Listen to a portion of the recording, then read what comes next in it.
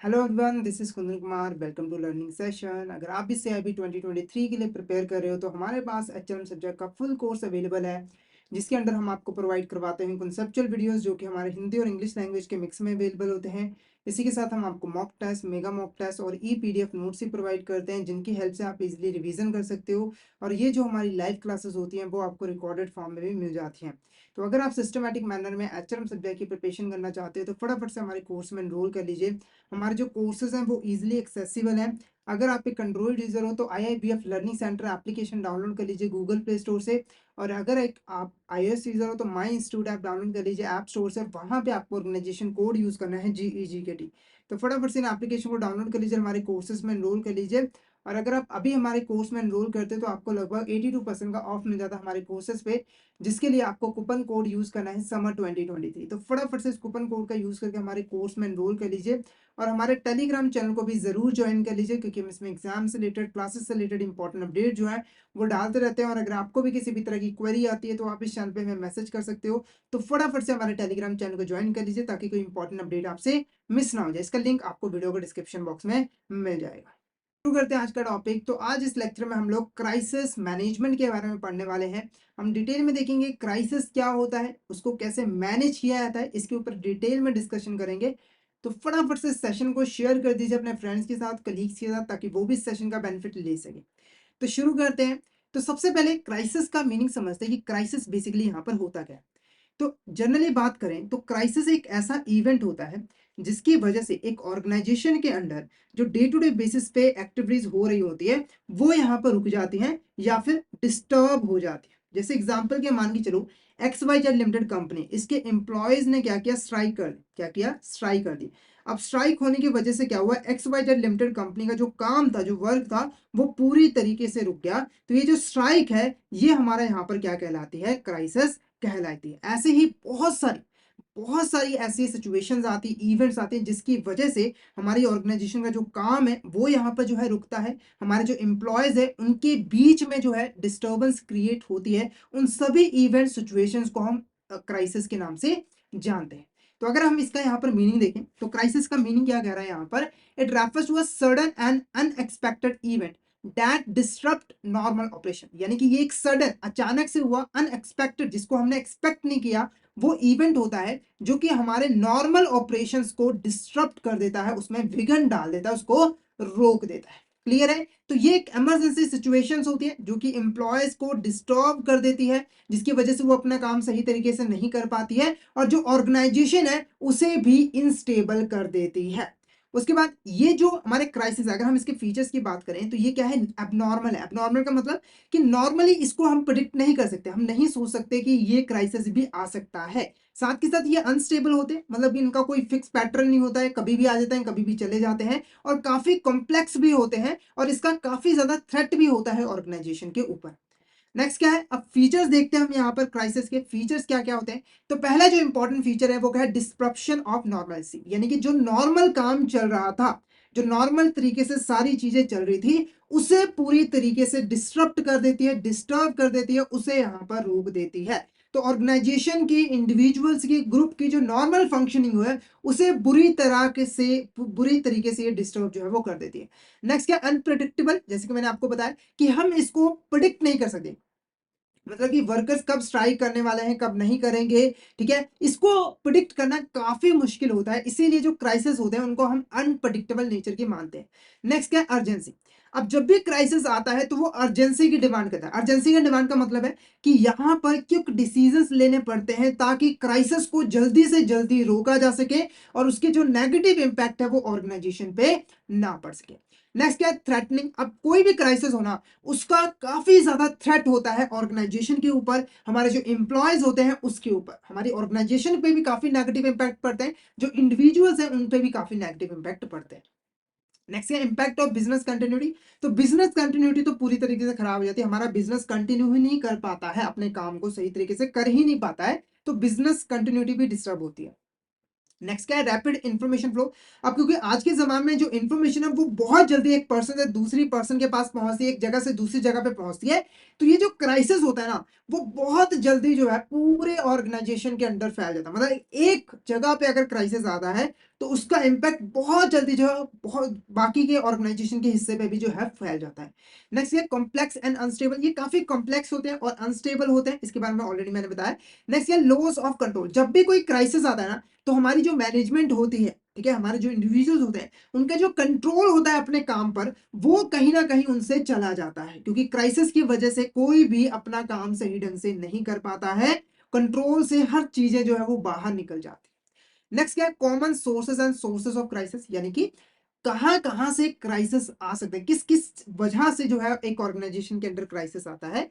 तो पहला है हमारा नेचुरल डिजास्टर और सोशल अनरेस्ट, ठीक है, जब भी कोई नेचुरल डिजास्टर आती है जैसे कि अर्थक्वेक हो गया, बाढ़ हो गई, सुनामी आ गई, तो उसकी वजह से क्या होता है कि हमारा जो काम होता है वो पूरी तरीके से ही यहाँ पर रुक जाता है, सब कुछ तहस नहस हो जाता है। उसके बाद कई बार क्या होता है कि सोशल अनरेस्ट भी हो जाता है, ये तो बात हुई नेचर की। कई बार लोग अपने अपनी एक्टिविटीज की वजह से, अपनी हरकतों की वजह से भी जो है क्राइसिस ले आ देते हैं, जैसे कि वॉर हो गया, अगर लोग आपस में लड़ रहे हैं, झगड़ रहे हैं, ठीक है, लड़ाई झगड़ा कर रहे हैं, तो उसकी वजह से भी काम जो है वो डिस्टर्ब होता है। नेक्स्ट है cyber attacks and data breaches, अब क्योंकि आजकल जो है सारा काम टेक्नोलॉजी की हेल्प से किया जा रहा है, कंप्यूटर पे किया जा रहा है, सारा डाटा इलेक्ट्रॉनिक फॉर्म में सेव किया जा रहा है, इसकी वजह से चांसेस होते हैं कि साइबर अटैक्स काफी बढ़ जाते हैं। जब भी साइबर अटैक होता है तो पूरा का पूरा जो सिस्टम होता है वो यहाँ पर कैप्चर कर लिया जाता है हैकर्स के द्वारा, और वो अपनी मर्जी से पूरे सिस्टम में कुछ भी चेंजेस कर सकते हैं, और जिसका काफी नेगेटिव इंपैक्ट पड़ता है ऑर्गेनाइजेशन में। आज के टाइम में जितनी वैल्यू डाटा की है ना उसकी उतनी वैल्यू किसी चीज की नहीं। अगर कोई ऑर्गेनाइजेशन अपने डाटा को नहीं संभाल पाती है ना तो वो सरवाइव कर ही नहीं सकती है। नेक्स्ट क्या failure of technology and software issues, तो जो भी टेक्नोलॉजी हम यूज करें कई बार वो भी फेल हो जाती है, सही से काम नहीं करी होती है, जो सॉफ्टवेयर है उसमें कई प्रॉब्लम्स आ जाती हैं, तो उसकी वजह से भी क्राइसिस आ जाते हैं। नेक्स्ट क्या organisational mindset and unethical actions, कई बार क्राइसिस के लिए ऑर्गेनाइजेशन खुद भी जिम्मेवार होती है। कई बार जो ऑर्गेनाइजेशन है वो अनएथिकल एक्शंस बिहेवियर्स जो है वो परफॉर्म करने शुरू कर देते हैं, जैसे कि किसी को प्रॉपर वेजेस पे नहीं करना, ओवर टाइम पे नहीं करना, किसी को किसी के साथ अच्छे से बिहेव ना करना। तो ऐसे रीजंस की वजह से भी ये जो अनएथिकल एक्शंस होते हैं, बिहेवियर होते हैं, क्रिमिनल एक्शंस होते हैं, इसकी वजह से भी क्राइसिस जो है आता है। नेक्स्ट क्या है एम्बेजलमेंट ऑफ फाइनेंशियल क्राइम, अब कई बार क्या होता है कि ऑर्गेनाइजेशन के अंदर कई सारे फाइनेंशियल क्राइम्स हो जाते हैं, जैसे कि फ्रॉड्स हो जाता है, ठीक है, बर्बरी हो जाता है, जिसकी वजह से क्या होता है कि हमारा जो काम है वो कुछ समय तक रुक जाता है, क्योंकि इन्वेस्टिगेशन चल रही होती है, कोई भी अपना काम सही ढंग से नहीं कर पाता है। नेक्स्ट क्या है सप्लाई चेन फेलियर्स, अब देखो अगर हमें बिजनेस चलाना है तो हमें चीजों की रिक्वायरमेंट है, जैसे कि रॉ मटेरियल हो गया, एसेट्स वगैरह हमें परचेज करनी पड़ती है। तो जब भी सप्लाई चेन फेलियर हो जाता है, यानी कि अगर हम जहां से रॉ मटेरियल खरीदते थे, अगर वो सोर्स जो है वो रॉ मटेरियल हमें प्रोवाइड नहीं कर रहा है, तो इसकी वजह से क्या होगा, शॉर्टेज हो जाएगी और क्राइसिस आ जाएगा, हम अपना काम नहीं कर पाएंगे। ठीक है, तो ये नेक्स्ट क्या है safety scares and product recalls, अब देखो हर प्रोडक्ट में ना कुछ सेफ्टी फीचर्स होते हैं। देखो कोई भी पर्सन कोई प्रोडक्ट खरीदता है तो वो सोचता है कि ये प्रोडक्ट ना मेरे लिए सेफ है, ठीक है। तो जो बड़ी बड़ी ऑर्गेनाइजेशन होती है जिसका बड़ा बड़ा ब्रांड नेम होता है, तो उनके लिए सिक्योरिटी कंसर्न भी काफी इंपॉर्टेंट था। अगर बाई चांस कोई भी प्रोडक्ट डिफेक्टिव निकल जाता है तो उसकी जो नेगेटिव इंपैक्ट है वो हमारे ब्रांड वैल्यू पे पड़ती है, जिसका अल्टीमेट इंपैक्ट क्या पड़ता है कि क्राइसिस आ जाता है हमारे ऑर्गेनाइजेशन के अंदर। नेक्स्ट क्या सेल्फ इश्यूज एम्प्लॉय कंफ्लिक्ट, कई बार जो एम्प्लॉयज हैं वो खुद की वजह से किसी दूसरे के साथ लड़ झगड़ पड़ते हैं, उनके बीच में कंफ्लिक्ट बहुत ज्यादा हो रहे हैं, जिसकी वजह से भी जो है वो अराइज होता है क्राइसिस। नेक्स्ट है अदर सोर्सेज, इसके अलावा कुछ और हमारे सोर्सेज होते हैं, जैसे कि आईटी आउट जैसेस हो गए, प्रॉपर्टी डैमेज हो गया, इंजरीज, एम्प्लॉयज को इंजरीज होगी, तो इसकी वजह से भी क्राइसिस आ जाता है। नेक्स्ट बात करते हैं क्राइसिस मैनेजमेंट। क्राइसिस मैनेजमेंट का क्या मतलब है, सिंपल देखो, क्राइसिस को मैनेज करना। अब देखो अगर किसी ऑर्गेनाइजेशन को अपना काम सही तरीके से करना है, ग्रोथ करनी है, सरवाइव करना है, तो उसे इन क्राइसिस को मैनेज करना जरूरी। देखो क्राइसिस तो आने ही आने, ऐसा कोई ऑर्गेनाइजेशन नहीं बनी जहां पर कोई भी क्राइसिस ना आया हो आज तक। तो क्राइसिस आने वही ऑर्गेनाइजेशन सरवाइव कर पाते हैं जो कि इस क्राइसिस को मैनेज कर लेती है सही से, और इसका जो नेगेटिव इंपैक्ट है वो कम से कम ऑर्गेनाइजेशन पर पड़ने देती है। तो क्राइसिस मैनेजमेंट का जो मेन पर्पस है वो यही है कि ये जो सडन अनएक्सपेक्टेड इवेंट्स होते हैं इनको एड्रेस किया जाए, इसके इसका जो भी नेगेटिव इंपैक्ट ऑर्गेनाइजेशन में पड़ता है उसे यहाँ पर जो है रिमूव किया जाए। तो इसके अंदर हमें बहुत सारी एक्टिविटीज जो है वो करनी पड़ती है, जिसकी हेल्प से जो भी क्राइसिस रिलेटेड इवेंट्स होते हैं उनको हम एनालाइज करते हैं, उनको अंडरस्टैंड करते हैं और उसको सॉल्व करने के लिए स्ट्रेटजीज बनाते हैं, पॉलिसीज बनाते हैं। नेक्स्ट क्या है essential features of crisis management, crisis management के यहाँ पर क्या क्या फीचर्स होते हैं। तो पहला इंपॉर्टेंट फीचर है टीम रोल्स एंड रिस्पॉन्सिबिलिटीज। अगर क्राइसिस मैनेजमेंट को हम सही से इंप्लीमेंट करना चाहते हैं तो जो भी हमारे एम्प्लॉयज हैं, जो ग्रुप्स हैं, जो टीम्स हैं, उनको proper roles and responsibilities provide करनी पड़ती है। यानी कि अगर कोई क्राइसिस आता है तो किस पर्सन का क्या रोल रहेगा उस क्राइसिस सिचुएशन के अंदर, वो क्या काम करेगा, उसकी क्या रिस्पॉन्सिबिलिटी होगी, वो पहले से हमें यहाँ पर बतानी जरूरी होती है। नेक्स्ट क्या, फॉर्मल इंसिडेंट असेसमेंट। अब इसके अंदर क्या होता है कि अगर कोई इंसिडेंट हो जाता है, कोई क्राइसिस हो जाता है, तो हमारे पास एक फॉर्मल, ठीक है, एक हमारे पास फॉर्मल मेथड होना चाहिए जिसकी हेल्प से हम उस इंसिडेंट को क्रिटिकली असेस कर पाए। यानी कि वो इंसिडेंट किस वजह से हुआ था, इसके पीछे क्या क्या रीजंस है, उसे हम यहाँ पर फाइंड आउट कर सके, ताकि उसको दूर करने के लिए हम पॉलिसी यहाँ पर बना पाए। नेक्स्ट क्या है यहाँ पर, इंसिडेंट एक्शन प्लान। ठीक है, अब देखो क्या है कि जो हमने असेसमेंट किया तो उससे हमें पता लग गया कि इंसिडेंट किस वजह से है, इसे हम कैसे सॉल्व कर सकते हैं। तो नेक्स्ट स्टेप में हम क्या करते हैं, इंसिडेंट एक्शन प्लान बनाते हैं।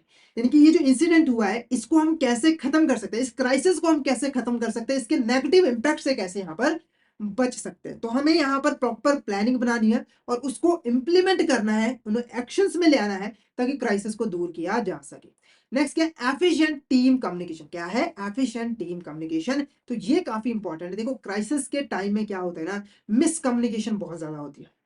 जैसे आपने देखा होगा कोरोना काल में, ठीक है, कोरोना काल में लोग ज्यादा ही मतलब डर गए थे, बहुत ज्यादा मिसकम्युनिकेशन यहाँ पर हो गई थी लोगों के बीच में।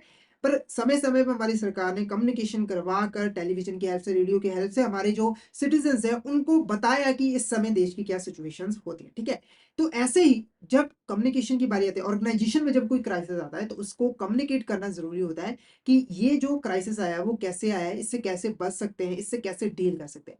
नेक्स्ट क्या है, एनालिसिस ऑफ क्राइसिस पोटेंशियल। तो अगर यहाँ पर कोई भी ऐसी सिचुएशन लग रही है, कोई भी इवेंट लग रहा है जो कि आगे चलकर क्राइसिस बन सकता है, तो उसे हमें पहले ही एनालिसिस कर लेना है और उसे दूर करना है। मतलब कि क्राइसिस होने से पहले उसे प्रेडिक्ट कर लो और उसे दूर करने की स्ट्रेटजी पहले ही बना के रख लो, ताकि अगर क्राइसिस आ भी जाता है ना तो हम उससे अच्छी तरीके से लड़ पाए।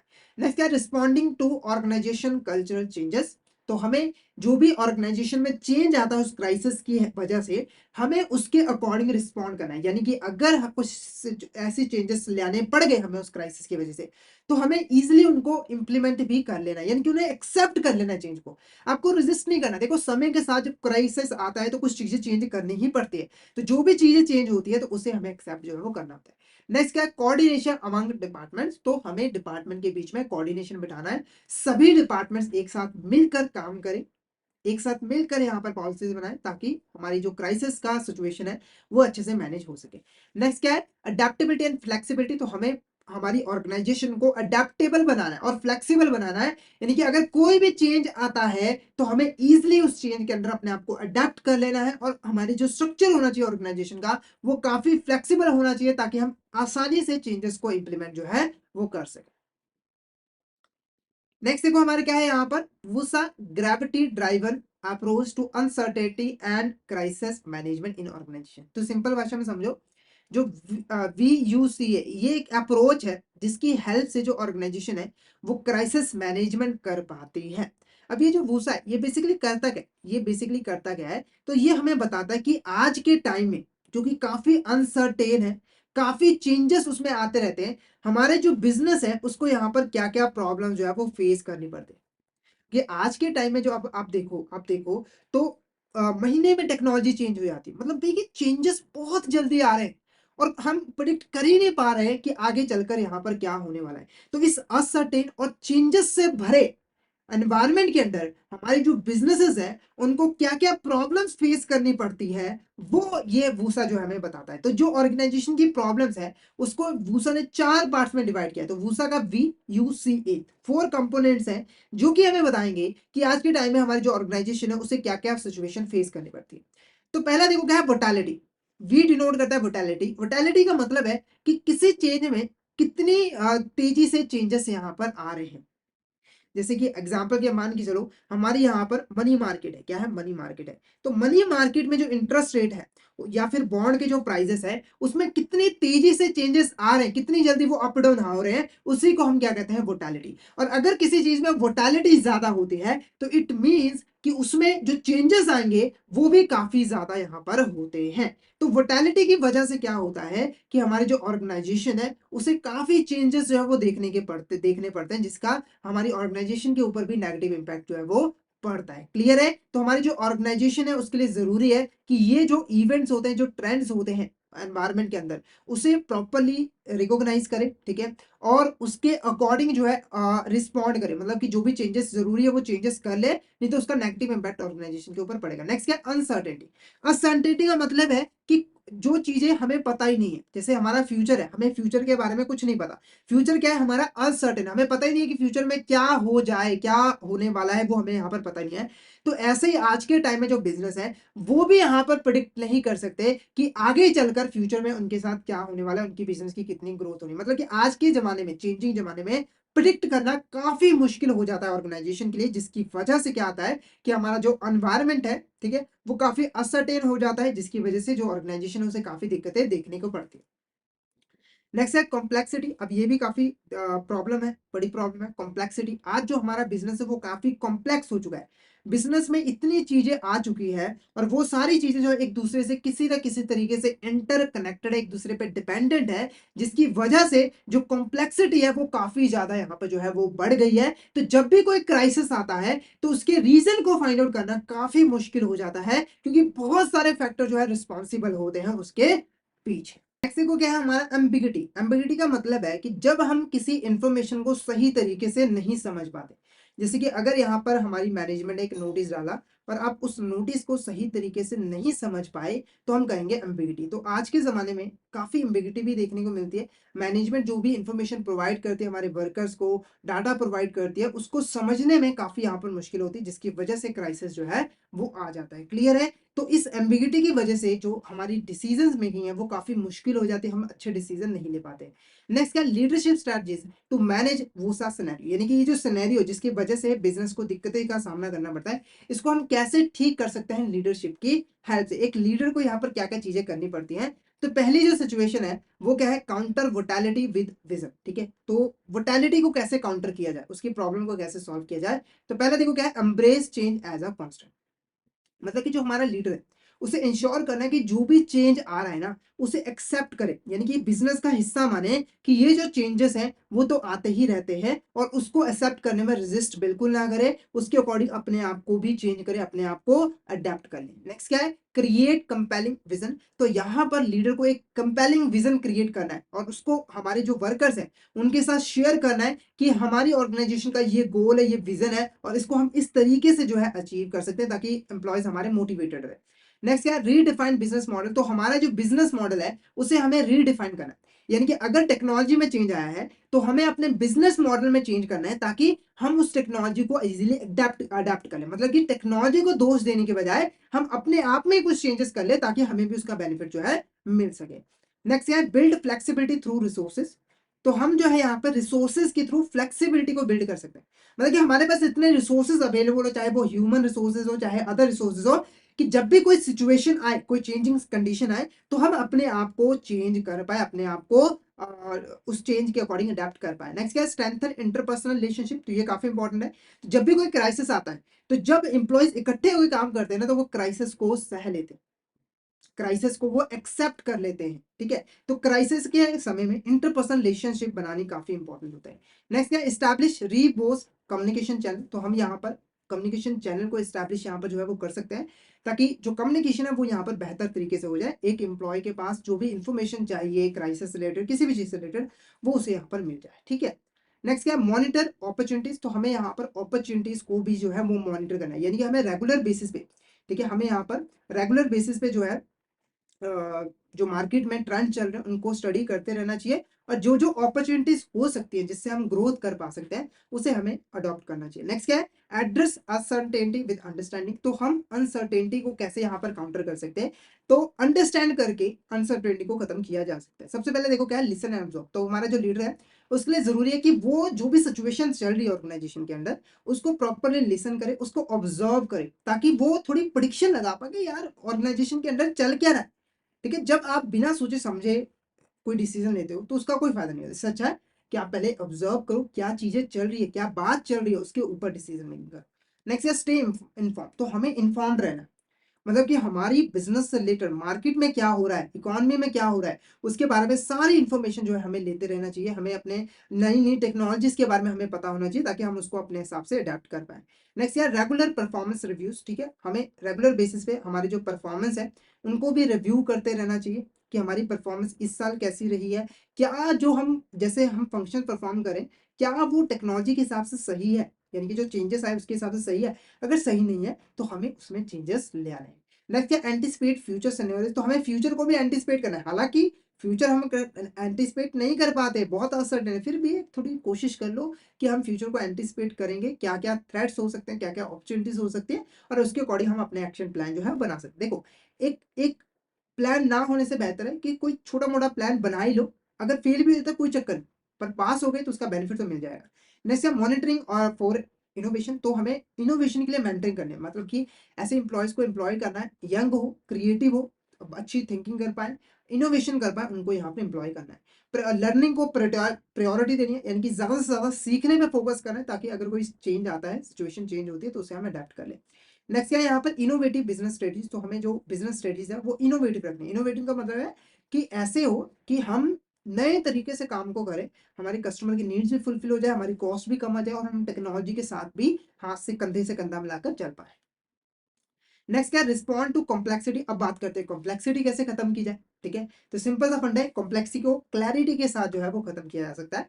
तो क्लैरिटी के लिए जरूरी है क्लियर कम्युनिकेशन, यानी कि जो हमारे इंप्लॉयज है ना और जो मैनेजमेंट है उनके बीच में क्लियर कम्युनिकेशन होना जरूरी है, यानी कि हमारे ऑर्गेनाइजेशन के गोल्स क्या है, उसे कैसे अचीव करना है, विजन क्या है, उसके बारे में एम्प्लॉयज को भी पता होना चाहिए ताकि वो उसके लिए अपना 100% दे सके। नेक्स्ट क्या, टीम डेवलपमेंट। टीम डेवलपमेंट में काफी फोकस करना है क्योंकि टीम में रहकर काम करने में जो सक्सेस मिलती है ना वो सिंगल सिंगल में नहीं मिलती है, तो टीम बनाने पे ज्यादा से ज्यादा फोकस करना है, ठीक है, क्योंकि एकता में बल होता है।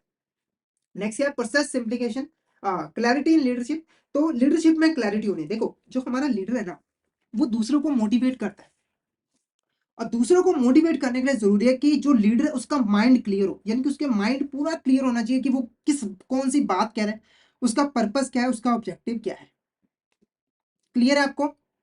तो जो लीडरशिप है ना उसको प्रॉपर क्लैरिटी रखनी है कि क्या कॉम्प्लेक्स सिचुएशंस है, उसको कैसे सॉल्व किया जा सकता है, उसकी इंफॉर्मेशन कैसे दी जा सकती है उसके बारे में। नेक्स्ट क्या, प्रोसेस सिंप्लीकेशन, तो प्रोसेस को काफी सिंप्लीफाई करना।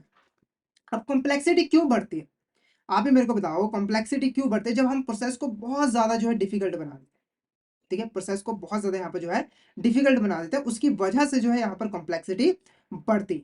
तो अगर हम प्रोसेस को सिंपल बना देंगे तो हमारी जो कॉम्प्लेक्सिटी है वो अपने आप ही खत्म हो जाएगी। नेक्स्ट है सोशल नेटवर्क पॉलिसी, हमें सोशल नेटवर्क पॉलिसी बनानी, मतलब कि हमारे जो देखिए सोशल नेटवर्क जो है वो काफी इंपॉर्टेंट है ऑर्गेनाइजेशन के लिए, कम्युनिकेशन के लिए काफी इंपॉर्टेंट है, तो लीडर को इसकी पावर समझनी है और इसके ऊपर फोकस करना है। नेक्स्ट है मैनेज कॉम्प्लेक्स सिस्टम, ठीक है, जो हमारे कॉम्प्लेक्स सिस्टम्स है जैसे कि हमारे इंडिविजुअल्स हो गए, टीम्स हो गए, उनको मैनेज करना है और उनके बीच में कोऑर्डिनेशन बैठाना है, कॉपरेशन बैठाना है ताकि वो एक साथ में मिलकर यहाँ पर काम कर सके। नेक्स्ट क्या, एनकरेज इनोवेटिव थिंकिंग, तो हमें यहाँ पर इनोवेटिव थिंकिंग पे भी यहाँ पर जो है बात करनी है, क्योंकि ज्यादा से ज्यादा क्रिएटिव सोचना है, ठीक है, जो हमारे लीडर्स हैं वो यहाँ पर क्रिएटिव सोचे ताकि उसकी हेल्प से हम यहाँ पर ग्रोथ जो है वो कर पाए। नेक्स्ट क्या है, रीस्ट्रक्चरिंग इंटरनल, तो एक्सटर्नल एनवायरनमेंट में जो भी चेंजेस आता है उसके अकॉर्डिंग हमें अपने इंटरनल एनवायरनमेंट में भी यहाँ पर चेंजेस ले आने हैं, जो हमारे फंक्शंस परफॉर्म किए जा रहे हैं उसमें भी हमें यहाँ पर चेंजेस जो है वो ले आने हैं। नेक्स्ट क्या है, overcome ambiguity and with eligibly, मतलब कि लास्ट में एम्बिगिटी को कैसे यहाँ पे दूर किया जा सकता है, तो एजिलिटी के साथ, ठीक है।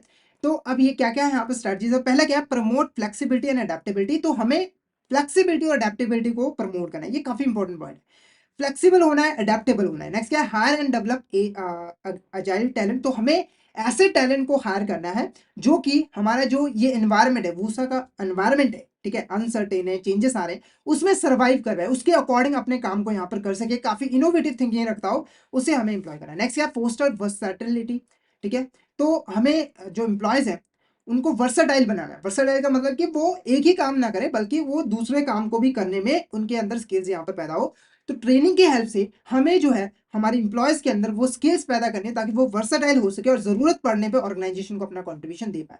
नेक्स्ट क्या, lead with development in mind, तो हमें जो है जो लीडर है उसे इस भाव से डील करना है एम्प्लॉयज के साथ कि हमें एम्प्लॉयज की डेवलपमेंट करनी है, उनके अंदर जो स्किल्स है वो यहाँ पे जो है वो पैदा करनी है। नेक्स्ट क्या, encourage open debate and innovation. तो हमें ओपन डिबेट और इनोवेशन को एनकरेज करना है, यानी कि जो लोग हैं वो ओपनली एक दूसरे के साथ जो है डिबेट कर पाए, एक दूसरे से कम्युनिकेट कर पाए, ताकि नए नए आइडियाज जो है मिल सके। तो ये क्या था हमारा यहाँ पर वूसा, वूसा अप्रोच था कंफ्लिक्ट मैनेजमेंट का। नेक्स्ट हमारी अप्रोच क्या है, बानी अप्रोच। अब ये जो वूसा अप्रोच था, VUCA, ये क्या है, मॉडर्न बिजनेस के लिए एप्लीकेबल नहीं है।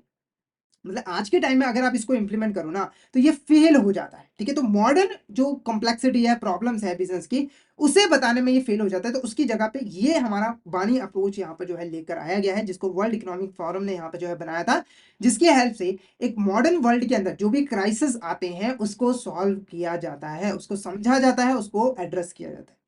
अब पानी जो है, इसके हर एक वर्ड का एक मतलब होता है। जैसे कि बी का मतलब क्या है, ब्रिटल। ब्रिटल का मतलब होता है फ्रैगिल, मतलब बहुत जल्दी जो टूट जाता है, जैसे कांच का है ना बर्तन, वो फ्रैगिल होता है, वो टूट जाता है गिरते ही।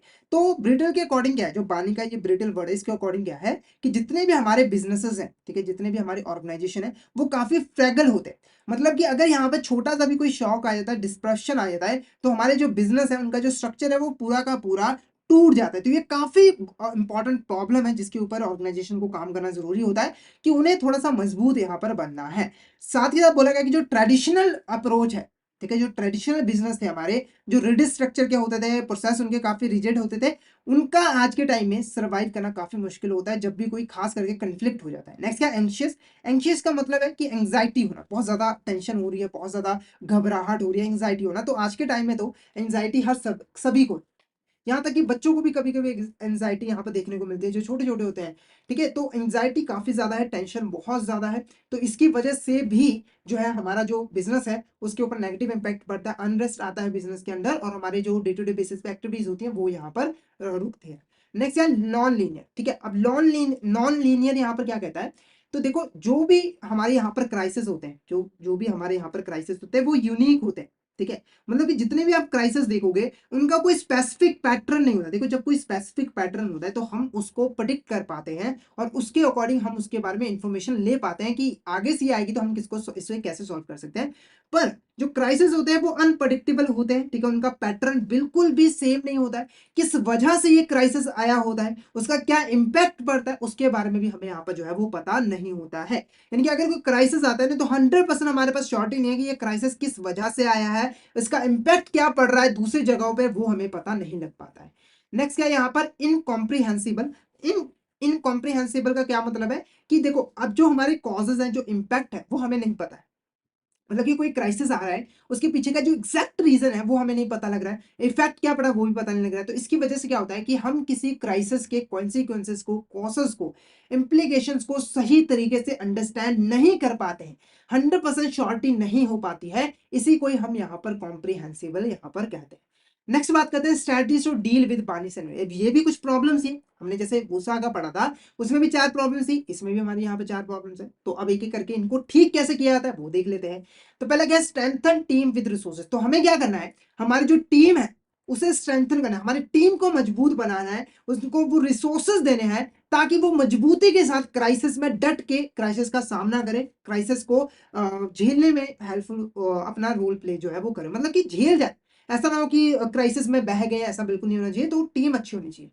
Poster culture of collaboration. तो कोलैबोरेशन का कल्चर यहाँ पर प्रमोट करना है, यानी कि जो हमारे एम्प्लॉयज हैं, जो डिपार्टमेंट्स हैं, उनके बीच में कॉपरेशन होना चाहिए, उनके बीच में कम्युनिकेशन यहाँ पर सही तरीके से होनी चाहिए, ताकि कोलैबोरेशन को प्रमोट किया जा सके। नेक्स्ट क्या, इन्वेस्ट इन ट्रेनिंग, ठीक है। तो हम यहाँ पर ट्रेनिंग में इन्वेस्ट कर सकते हैं।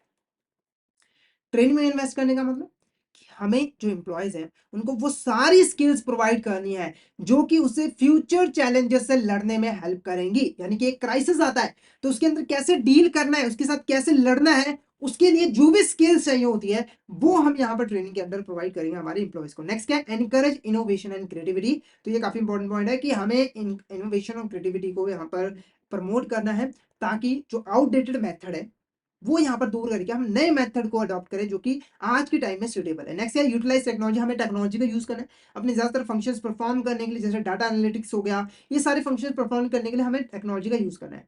नेक्स्ट है बिल्ड रेजिलियंस एंड फ्लेक्सिबिलिटी, तो रेजिलियंस होनी चाहिए, यानी कि हम किसी शॉक को सर्वाइव कर पाए, अगर कोई प्रॉब्लम आती भी है तो हम उससे लड़े और फिर से एक कदम आगे बढ़ा के अपने काम जो है वो स्टार्ट कर सके। और फ्लेक्सिबल भी यहाँ पर होना चाहिए कि हमें अगर कोई चेंज करने की रिक्वायरमेंट है तो हम फटाफट चेंज करें। नेक्स्ट है प्रमोट अवेयरनेस एंड एम्पैथी, तो हमें अवेयरनेस फैलानी है। देखो कई बार क्या होता है कि एम्प्लॉयज के बीच में एंग्जाइटी बहुत ज्यादा होती है, तो हमें अवेयरनेस फैलानी है, उनको बताना है कि आप काफी इंपॉर्टेंट हो हमारे लिए, और उनके साथ एम्पैथी भी शो करनी है, उनकी प्रॉब्लम को समझना है ताकि उनकी एंग्जाइटी दूर हो सके। नेक्स्ट है इनहांस ट्रांसपेरेंसी एंड इंट्यूशन, तो हमें ट्रांसपेरेंसी को इनहांस करना है ताकि कम्युनिकेशन में किसी भी तरह की प्रॉब्लम ना हो, हर पर्सन जो है दूसरे पर्सन के साथ आसानी से यहाँ पर कम्युनिकेट जो है कर पाए। नेक्स्ट है models of crisis management process, जो हमारे क्राइसिस मैनेजमेंट प्रोसेस है उसका मॉडल यहाँ पर क्या क्या है। तो जो ये मॉडल होते हैं क्राइसिस मैनेजमेंट के, ये बेसिकली क्या होते हैं, कॉन्सेप्चुअल फ्रेमवर्क होते हैं जो कि हमें क्राइसिस को मैनेज करने में हेल्प करते हैं, यानी कि क्राइसिस के लिए प्रिपेयर होना, उसको रोकना, उसके साथ कॉपिंग मतलब उसके साथ लड़ना, ये सारी चीजें करने में हमें जो है ये जो मॉडल्स हैं वो हेल्पफुल होते हैं। ये हमें बताते हैं कि क्राइसिस के टाइम में हमें कैसे रिएक्ट जो है वो करना है।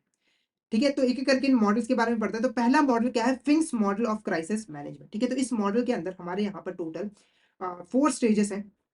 ठीक है, तो 4 स्टेजेस में यहाँ पे जो है बोला गया है कि क्राइसिस को हम कैसे मैनेज कर पाते हैं। तो पहला जो फेज है वो क्या है यहाँ पर, प्रोड्रोमल स्टेज। ठीक है, तो इस स्टेज के अंदर एक प्रोएक्टिव फेज आता है। प्रोएक्टिव फेज का मतलब कि हमारा जो मैनेजमेंट है वो क्या करता है, पहले से ही प्रिडिक्ट कर लेता है कि कौन कौन सी ऐसे इवेंट्स या सिचुएशन है जो आगे चलकर जो है वो क्राइसिस बन सकते हैं। ठीक है, तो हमें पहले स्टेप के अंदर क्या करना होता है, हमें अपनी ऑर्गेनाइजेशन के ऊपर पूरी निगरानी रखनी होती है, और ऐसे सिचुएशन इवेंट जिसकी वजह से क्राइसिस आ सकते हैं उन्हें आइडेंटिफाई करके उनको जल्दी से जल्दी खत्म करने की कोशिश जो है वो करते हैं, यानी कि जो भी क्राइसिस आ सकते हैं उसे आने से पहले ही हम यहाँ पर जो है रोक देते हैं। क्लियर है। नेक्स्ट क्या है, एक्यूट स्टेज। क्या है हमारे यहाँ पर एक्यूट स्टेज, तो एक्यूट स्टेज जो है वो हमारे यहाँ पर डील करता है जो जब क्राइसिस आ जाता है, यानी कि जब क्राइसिस आ गया तब जाकर ये एक्यूट स्टेज जो है वो स्टार्ट होता है। तो इसके अंदर जो हमारे मैनेजर्स होते हैं वो यहाँ पर क्राइसिस को मैनेज करने के लिए जो भी स्ट्रेटजीज उन्होंने बनाई होती है उसको एक्शन में लाते हैं, उनको इंप्लीमेंट करते हैं और कोशिश करते हैं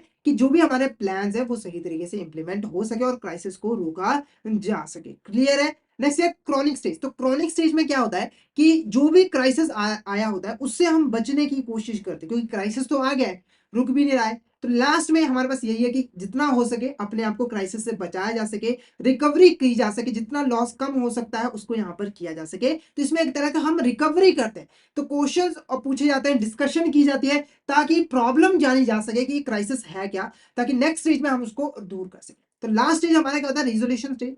तो रिजोल्यूशन स्टेज के अंदर हम क्या करते हैं बेसिकली, तो जो भी हमारा क्राइसिस होता है उसके रूट कॉज को फाइंड आउट करते हैं और उस रूट कॉज को खत्म करते हैं और फाइनली हमारा क्राइसिस जो है वो खत्म हो जाता है। तो इस तरीके से हम कन्फ्लिक्ट मैनेजमेंट जो है वो कर लेते हैं। नेक्स्ट है यहाँ पर Burnett's model of crisis management. Next model है, इसको यहाँ पर बर्नेट ने 1998 में जो है इसको यहाँ पर इंट्रोड्यूस किया था। अब इस मॉडल की खासियत क्या है, तो इसके अंदर ये जो मॉडल है वो हमें वो फैक्टर्स के बारे में बताता है जिसकी वजह से क्राइसिस मैनेजमेंट सही तरीके से नहीं हो पाता है। मतलब कि पहले हमें ये बताएगा कि ऐसे कौन से फैक्टर्स हैं जिसकी वजह से क्राइसिस मैनेजमेंट सही से नहीं हो पाता है, और दूसरा ऐसे स्टेप्स भी बताएगा जिसकी हेल्प से हम क्राइसिस मैनेजमेंट को कर सकते हैं। यानी कि जिसकी वजह से क्राइसिस मैनेजमेंट नहीं हो पा रहा है उसके बारे में भी बताता है ताकि हम उसके बारे में ध्यान रख सकें, और स्टेप्स भी बताता है जिसकी हेल्प से हम क्राइसिस मैनेजमेंट जो है कर सकते हैं। तो पहले बात करते हैं फैक्टर्स जो यहाँ पर क्राइसिस मैनेजमेंट होने से रोकते हैं।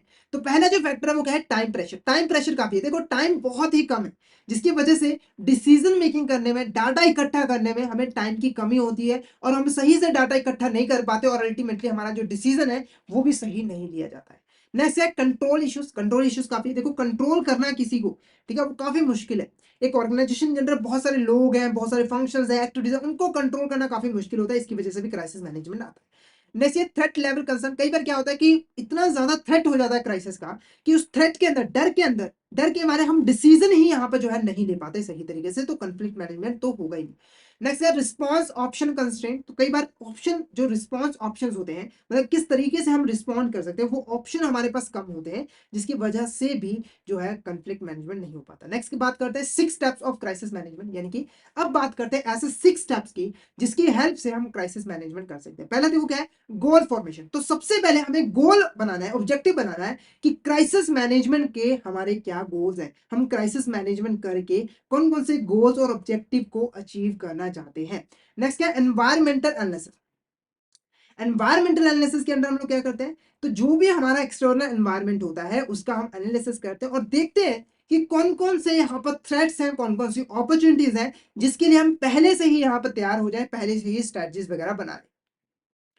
नेक्स्ट क्या है, स्ट्रेटजी फॉर्मुलेशन। तो इसके अंदर हम स्ट्रेटजी को बनाते हैं, यानी कि जो भी हमारे स्ट्रेटजीज एक्शन प्लान है उनको हम डेवलप करते हैं ताकि नेक्स्ट स्टेज में उसको हम इंप्लीमेंट कर पाए। नेक्स्ट क्या है, स्ट्रेटजी इवोल्यूशन। तो इसके अंदर हम क्या करते हैं, जो भी हमने स्ट्रेटजी बनाई है उसकी फिजिबिलिटी कितनी है, इफेक्टिवनेस कितनी है, कितना वो कंफ्लिक्ट को मैनेज करने में सक्सेसफुल रहेगा, वो हम देखते हैं और उसके अकॉर्डिंग ही उसको इंप्लीमेंट करते हैं। नेक्स्ट क्या है, लास्ट जो उसके बाद जो स्टेप है वो क्या है, स्ट्रेटजी इंप्लीमेंटेशन। तो इसमें हम जो भी स्ट्रेटजी हमने बनाई होती है कंफ्लिक्ट मैनेजमेंट की, उसे इंप्लीमेंट कर देते हैं ताकि उसके अकॉर्डिंग हम अपने जो भी कंफ्लिक्ट है उनको, जो भी क्राइसिस है उनको मैनेजमेंट यहाँ पर जो है वो कर सके। नेक्स्ट क्या है, स्ट्रेटजिक कंट्रोल। क्या है हमारे यहाँ पर स्ट्रेटजिक कंट्रोल। तो स्ट्रेटजिक कंट्रोल के अंदर जो भी हमने पॉलिसी बनाई है उन्हें लगातार बेसिस पे मॉनिटर करना है ताकि अगर कहीं पे कोई प्रॉब्लम हो जिसकी वजह से कंफ्लिक्ट मैनेजमेंट, जो हमारा क्राइसिस मैनेजमेंट है वो यहाँ पर नहीं हो पा रहा है, तो हम इसका यूज जो है वो कर सकते हैं।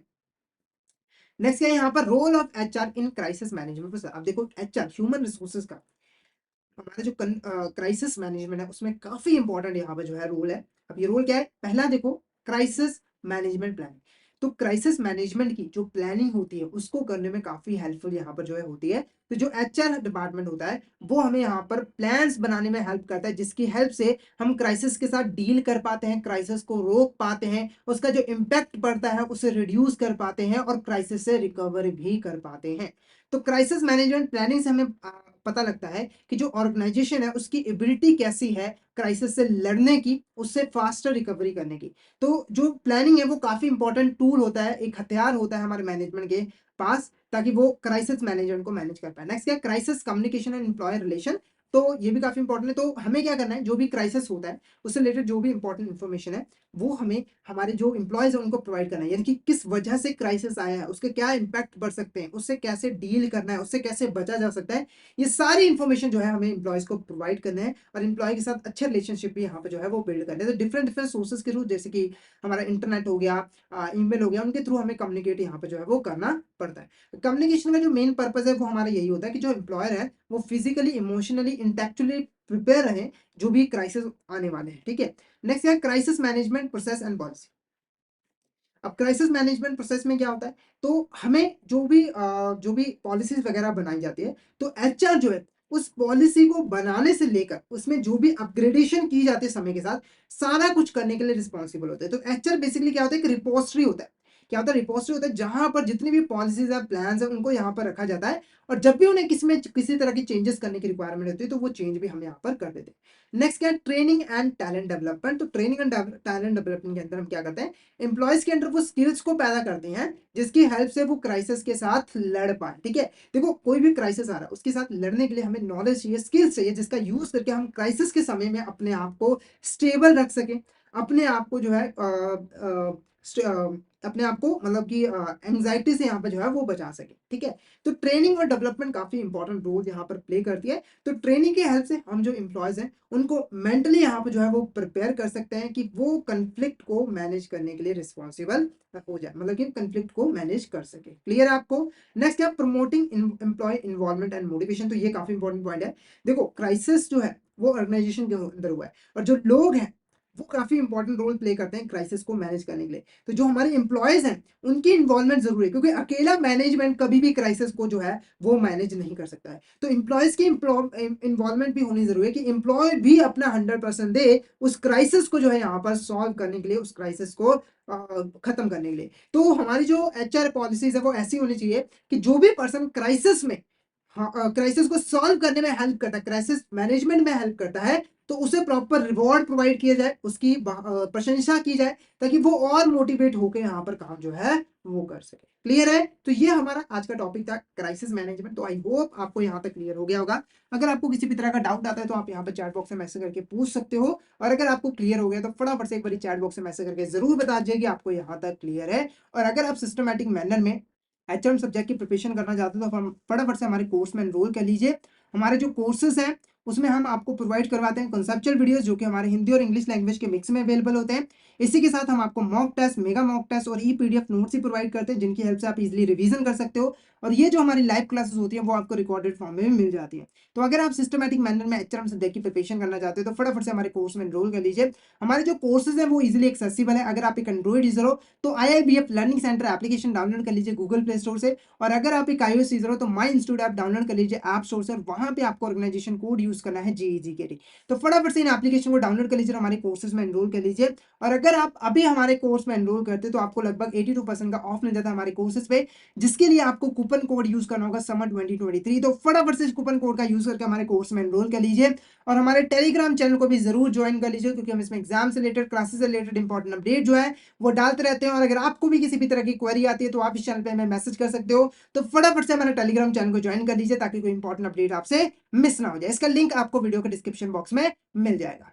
तो आज के लिए इतना ही। अगर सेशन अच्छा लगा हो तो सेशन को लाइक कर देना, हमारे चैनल को सब्सक्राइब कर देना और शेयर जरूर कर देना अपने फ्रेंड्स के साथ, कलीग्स के साथ, ताकि वो भी सेशन का बेनिफिट जो है ले सके। तो thank you so much everyone, मिलते हैं नेक्स्ट क्लास में।